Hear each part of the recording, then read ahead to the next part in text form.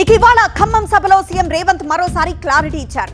BRS తీరును తప్పుపడుతూ కొందరు కుట్రలు చేస్తున్నారంటూ మండిపడ్డారు. కన్నెపల్లి పంప్ హౌస్ లాంచ్ చేస్తే భద్రాద్రి రాముడే మునిగిపోయే ప్రమాదం ఉందని నిపుణులు చెప్పారంటూ ఎన్డీఎస్ఏ రిపోర్ట్ను గుర్తు చేశారు.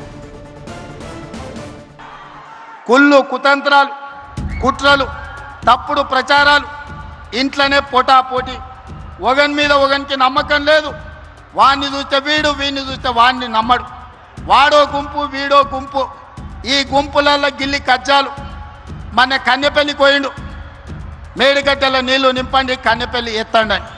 అరే బుర్రత కూడా, ఒకవేళ మేడిగడ్డల గేట్లు దించి నీళ్లు నిలబెడితే మేడిగడ్డ ఇప్పటికే కుంగిపోయింది. రేపు తెగిపోతే భద్రాచలం రాముడే ఉండర్రా. 44 ఊర్లు ఖమ్మం జిల్లాలో కొట్టుకోపోతే దుర్మార్గుడా. నీ లుచ్చ రాజకీయాల కోసం మేడిగడ్డ నింపాలి, భద్రాచలం కొట్టుకుపోయేటట్టు చెయ్యాలా అని అడిగితే నోట్లో మాట లేదు. తెల్లారే వాళ్ళ బావొచ్చిండు.